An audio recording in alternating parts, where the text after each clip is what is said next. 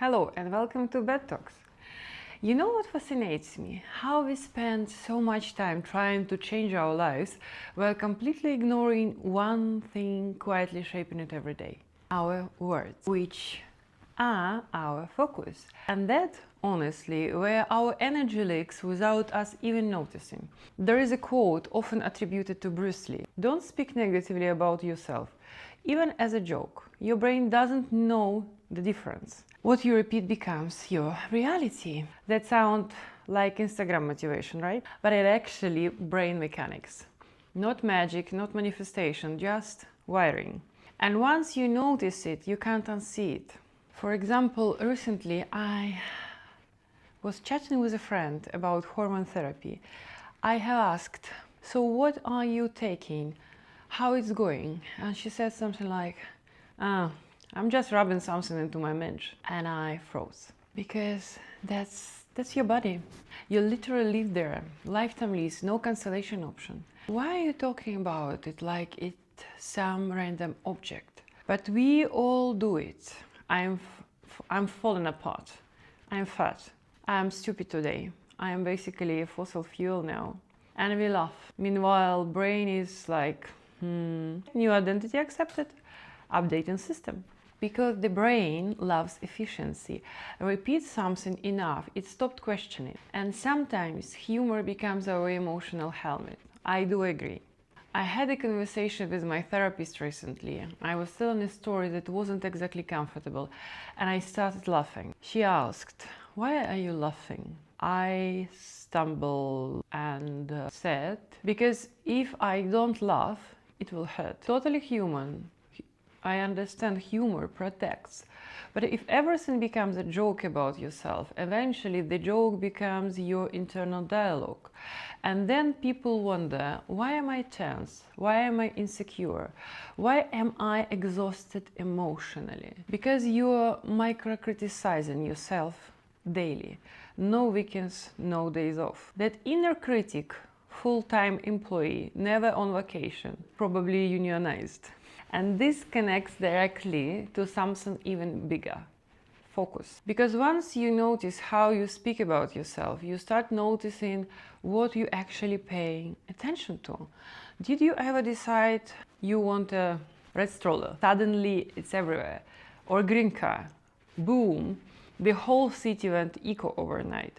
No, it is not your phone spying. Well, it sometimes does, but not this time. It's selective attention. Your brain filters reality constantly. What matters, what doesn't, where energy flows. Because processing everything would fry the system. And here is where life quietly shifts. If your focus goes to support, opportunities, progress, your energy increases. If your focus stays on annoyance, comments, who didn't approve you, energy drains. Same world, different spotlight. And then the classic question: why am I so tired?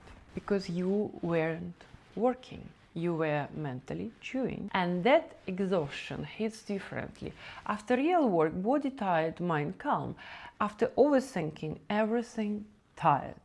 And let's be honest, negativity isn't going anywhere. Someone will cut you off in the traffic. Someone will say something weird. Someone won't appreciate you. This is life. It's not wellness retreat in Bali. The question isn't, how do I eliminate negativity? The real question, how long do I stay there?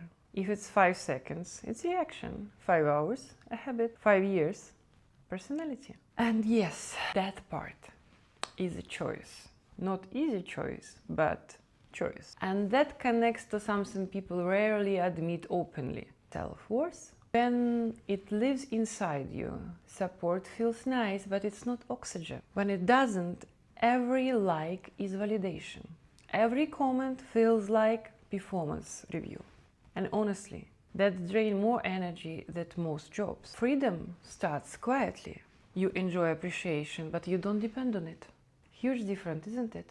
And this is where we make one of the most beautiful and dangerous mistakes. We fall in love with the potential.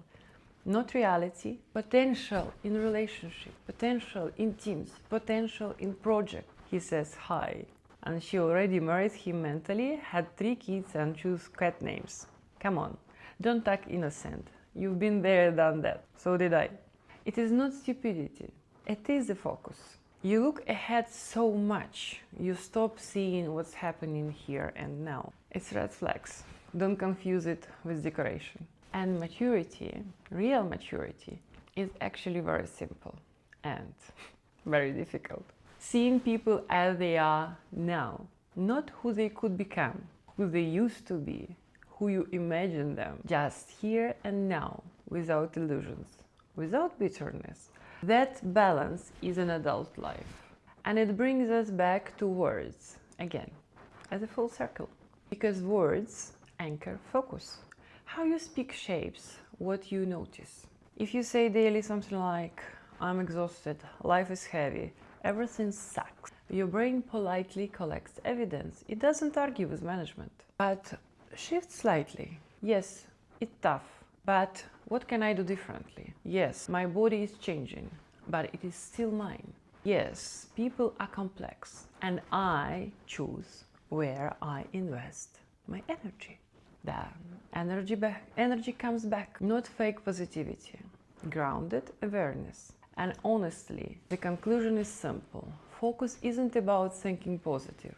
It is about directing attention like an adult. Because where you look, life happens there. You can stare forever at dirty sidewalks after rain, or notice how flowers looks brighter after it. Same rain, same world, same life. Just one question. Where is your spotlight point? Just let it